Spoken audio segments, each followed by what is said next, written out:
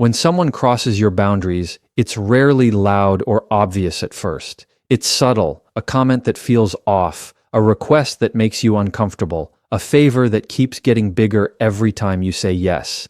You tell yourself, "It's fine, I don't want to make a scene," and you smile through it, because being nice feels easier than being firm.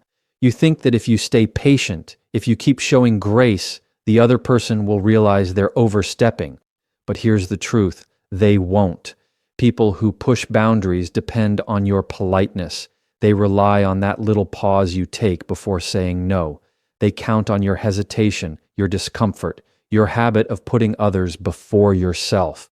And in those moments, every time you choose nice over honest, you teach them that your comfort is negotiable. When boundaries are crossed, it's not always about what the other person is doing. It's about what you're allowing. And that's not blame, it's awareness, because you can't control how someone acts, but you can control how long you let them act that way around you. Being nice doesn't protect you, it pacifies them. It keeps the peace, but only on the surface. Underneath, resentment builds. You start avoiding calls, replaying conversations, questioning your own reactions. You start wondering if maybe you are being too sensitive, too demanding, too much. But you're not. You're just not being heard because you've been trying to protect someone's comfort at the expense of your own. And that's the hidden cost of constant niceness. It silences you slowly. Boundaries are not walls, they're doors with locks.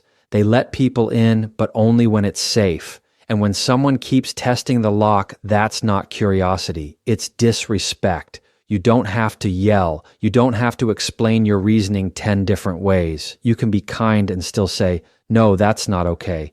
The tone matters less than the clarity. People respect what you enforce, not what you tolerate. If you let your boundaries slide because you're afraid of being called rude, the only thing you teach others is that your limits are flexible. But when you calmly hold your line, when you repeat your no without guilt, something shifts, not just in how they treat you, but in how you see yourself. You start realizing that kindness is strongest when it has edges. It's easy to confuse boundaries with conflict, but they're not the same. Setting a boundary isn't an argument, it's a statement of care for yourself and for the relationship. When you say, "That doesn't work for me," you're not attacking someone. You're giving them a roadmap for how to treat you with respect. And if they take that personally, it says more about them than it does about you, because the people who value you will adjust. The ones who only valued your compliance will resist. That's how you find out who's in your life for connection and who's there for convenience.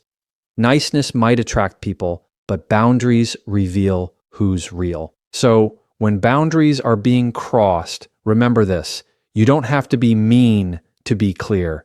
You don't have to raise your voice to stand your ground. You can say no with grace. You can disagree without hostility.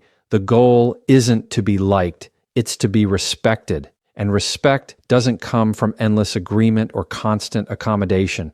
It comes from consistency, from showing people that your kindness has limits and that your no means something.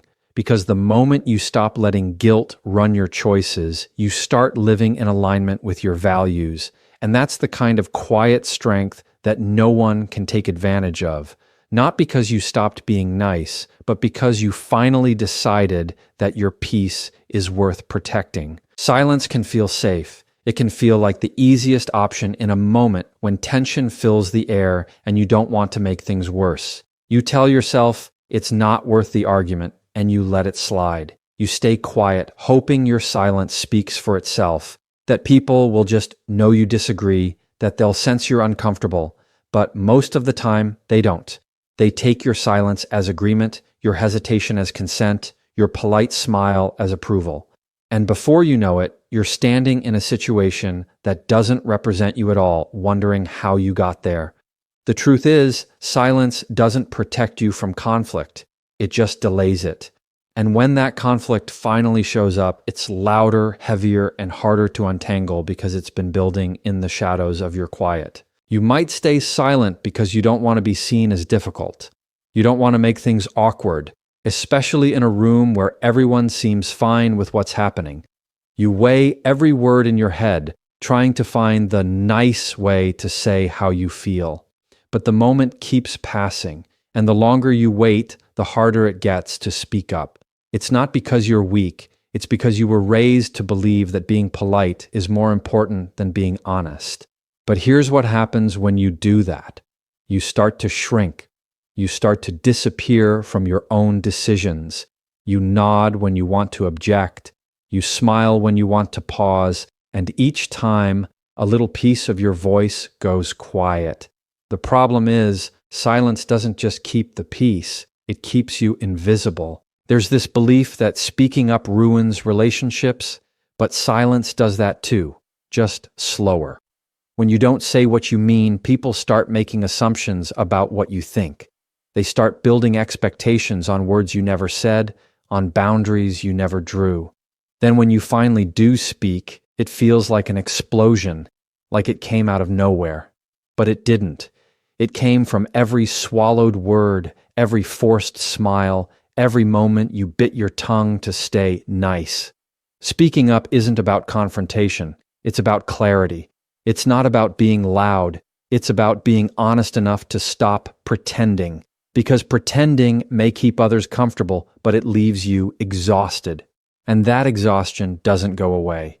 It becomes resentment, and resentment quietly poisons even the best connections. When silence equals agreement, you lose control of your narrative. You let other people define what you think, what you value, what you stand for. And once they've made that assumption, it's hard to rewrite it. You might feel trapped, like you've already gone too far to correct it. But that's exactly why you need to speak up earlier. The more you practice using your voice, the less terrifying it becomes. You don't have to make speeches or deliver perfect words. You can start small by saying, "Actually, I see that differently," or "I'm not comfortable with that."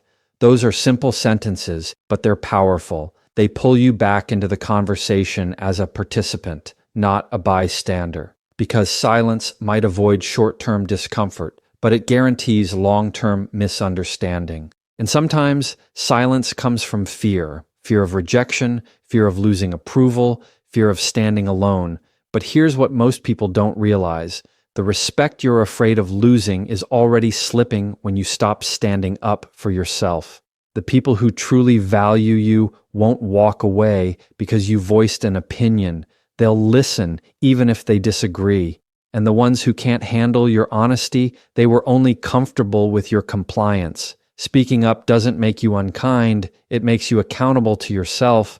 When silence equals agreement, you're not just avoiding conflict, you're avoiding your truth. And your truth deserves to be heard, even if your voice shakes when you share it. Manipulation, dressed up as kindness, is one of the hardest things to recognize, because on the surface, it feels good. It looks generous, thoughtful, maybe even loving. The words sound caring, the tone sounds soft, but something underneath doesn't sit right. It's the friend who always helps but keeps reminding you of how much they've done. It's the coworker who flatters you before dropping a request that benefits only them. It's the family member who says, "I'm only saying this because I care," right before criticizing your choices. They use warmth as a disguise, empathy as a tool, and guilt as a leash. And because you're kind, because you don't want to seem ungrateful or harsh, you start bending. You do what they ask, not because you want to, but because you don't want to seem rude. That's not connection. That's control wrapped in compliments. The danger of manipulative kindness is that it teaches you to doubt your instincts. Every time you feel uncomfortable, you second-guess yourself. You tell yourself, "They mean well," or "Maybe I'm overreacting." You minimize your own discomfort because their words sound nice. But manipulation isn't always in what's said. It's in what's implied. It's in the pause after a favor, the guilt after you say no, the emotional weight that suddenly lands on your shoulders. You start adjusting your tone, your behavior, your choices just to avoid upsetting them. You call it compromise, but it's not. It's conditioning. And the longer you stay in that dynamic, the harder it becomes to recognize where their wants end and yours begin. Niceness in their hands becomes a tool to keep you compliant. Manipulators thrive on polite people. They look for empathy, for those who hesitate before saying no. They use your kindness as currency, trading it for control. They'll say things like, "I just thought you'd understand," or "You're the only one I can count on." It sounds flattering, but it's strategic, because once you've been labeled understanding, it becomes harder to break the pattern without feeling guilty. That's how emotional leverage works. It convinces you that standing up for yourself is the same as letting someone down, and the worst part is, the more you give, the less they appreciate it.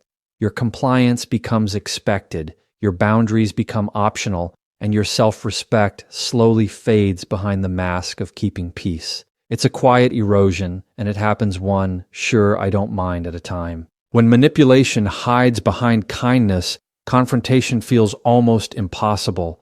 How do you call someone out for being too nice? How do you explain that their help feels heavy, that their compliments feel calculated? It's uncomfortable, and that's why most people don't. They just keep playing along, hoping things will even out, hoping the giver will one day give without a hidden price. But manipulators don't deal in balance, they deal in advantage. Every kind gesture comes with an expectation. Every emotional appeal comes with a hook. And when you start noticing it, you also start realizing that your politeness has been protecting their behavior, not your peace. That's why recognizing manipulation isn't about accusing others. It's about seeing patterns clearly enough to stop participating in them. It takes strength to break free from kindness-based manipulation because it goes against your nature.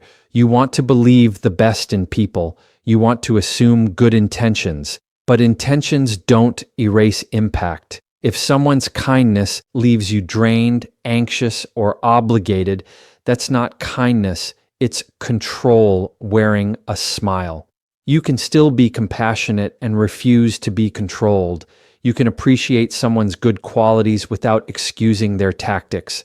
The real test of kindness isn't how much someone gives, it's how freely they let you say no.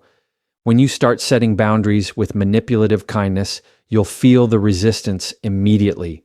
They'll act hurt, disappointed, maybe even accuse you of being selfish. That's just the mask cracking. Because real kindness doesn't punish, it respects.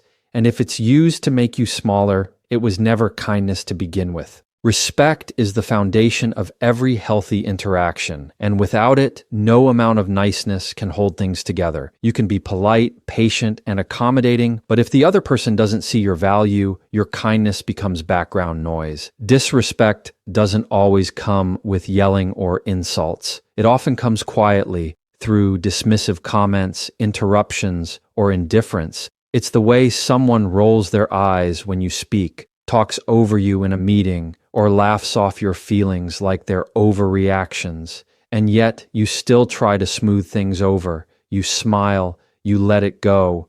You tell yourself it's not worth making a scene. But every time you do, you teach them that they can treat you that way, and you'll still show up with a smile. Niceness in the face of disrespect doesn't earn you grace. It gives them permission. When respect isn't mutual, you start doing emotional labor to keep the balance. You over-explain to prove your intentions. You apologize just to reset the tone. You bend yourself into a version that feels easier for them to accept. And the problem is, people who don't respect you will gladly let you keep doing that. They'll take your effort, your patience, your forgiveness, and give you nothing of substance in return. They'll act like you're the problem for expecting basic decency, like standing up for yourself means you're being dramatic. It's a subtle manipulation that makes you question your own worth, your own right to be treated well, and it's exhausting because no matter how nice you are, it's never enough to make someone see value in what they've already decided to overlook. Respect is not something you can earn by trying harder. You can't outnice someone's disregard. You can't make them see you differently by lowering your voice or softening your edges. Respect is a mirror. It reflects how you treat yourself. When you consistently allow disrespect, your silence starts to sound like approval. And people notice. They might not say it, but they feel it, that you're willing to tolerate what others would walk away from. That doesn't make you weak, it makes you human. but it also means you have to decide when your peace is worth more than their comfort. Because the truth is, the more you accommodate disrespect, the more it grows. What starts as small comments or subtle dismissals turns into patterns, and those patterns quietly tell people that you're available for mistreatment. There's this false belief that being respected means being feared or dominant, but that's not real respect. That's intimidation. Real respect is quiet. It's consistent. It's built on how someone shows up for you when no one's watching, on how they listen when they don't have to, on how they handle disagreement without belittling you. You don't demand it, you embody it, you model it in how you speak to others and how you speak about yourself, but you also protect it. That means recognizing when the dynamic isn't equal and refusing to keep watering a relationship that only grows when you're the one doing all the work. It means stepping back not to punish, but to preserve your dignity. And yes, that can feel cold, especially if you're someone who's used to being warm. But distance isn't cruelty, it's clarity. When respect isn't mutual, it becomes a test of how deeply you value yourself. You'll reach a point where being nice starts to feel heavy, where smiling feels forced, where peace starts to look like silence. That's when you know something's off, because real connection doesn't require you to shrink to be accepted. It doesn't ask you to earn what should already be there. If you have to keep proving your worth, you're not in a relationship, you're in a performance. And performances are exhausting. You deserve to be around people who see your worth without needing to be reminded, who treat your boundaries as part of who you are, not as obstacles to get around. Because once you understand that being nice isn't the same as being respected, you stop confusing approval with value, and that changes everything about how you move through the world. There's a point where keeping the peace starts to feel like losing yourself. It begins small. You let little things go. You stay quiet in moments that bother you. You convince yourself that harmony is worth the discomfort. You tell yourself you're being mature, that you're choosing calm over chaos. But over time, that calm starts to feel fake. You start noticing how often you swallow your feelings, how often you play along just to avoid conflict. The peace you're protecting isn't real. It's a performance, one that costs you pieces of your self-worth every time you participate in it. Because peace that demands your silence isn't peace at all. It's control dressed up as stability. You can't have true peace when you have to disappear to maintain it. People will often praise you for being the calm one, the understanding one, the one who never overreacts. They'll celebrate your patience, your grace, your ability to keep things smooth. And maybe you take pride in that because it feels like strength. But sometimes that praise becomes a trap. You get so used to being the one who keeps it together that you stop letting yourself feel what's real. You apologize first, even when you're hurt. You downplay your needs because asking for something feels like causing trouble. You start to believe that your comfort is less important than the comfort of others. But that version of peace, the one built on suppression, comes with a quiet kind of pain. It's the pain of pretending you're fine when you're not, the ache of being surrounded by people yet feeling unseen. When peace costs your self-worth, you start negotiating your identity just to be accepted. You make yourself smaller in conversations, you hide opinions that might spark disagreement, you downplay your achievements so no one feels threatened. You trade authenticity for approval, thinking it'll make things easier. But it doesn't. It just teaches people that you'll tolerate being overlooked. The peace you think you're protecting becomes a mask that slowly hardens into habit. And once you're used to wearing it, it feels terrifying to take it off. You begin to mistake silence for strength and compliance for kindness. But deep down, you know the truth. You're not calm. You're tired. You're not peaceful. You're depleted. And the cost of that false peace is your connection to yourself. Real peace doesn't come from avoiding hard conversations. It comes from honesty. Even when honesty shakes things up, it comes from saying, "This doesn't sit right with me," or "I can't keep doing this," and standing by those words even if it makes others uncomfortable. Because true peace has room for discomfort. It's built on truth, not avoidance. The moment you stop protecting everyone else's emotions at the expense of your own, you start feeling a different kind of calm. It's quieter, deeper, and it doesn't require pretending. That's the kind of peace that doesn't crumble under pressure because it's not dependent on everyone else being happy. It's rooted in your integrity. But getting there takes courage. It takes unlearning the belief that being liked means being safe. It takes realizing that not everyone deserves the same access to your patience. There's nothing selfish about protecting your self-worth. In fact, it's one of the most generous things you can do, because when you value yourself, you stop teaching others that they can take advantage of your softness. You can still be kind without being complicit. You can still be understanding without absorbing everyone else's weight. Peace that costs your self-worth is too expensive to afford, and the longer you keep paying that price, the further you drift from who you really are. You don't owe anyone your silence to keep things smooth. You don't owe anyone your comfort so they can stay comfortable, because the kind of peace worth having doesn't ask you to vanish to maintain it. It allows you to exist fully, to speak honestly, and to stand firm in the truth of who you are.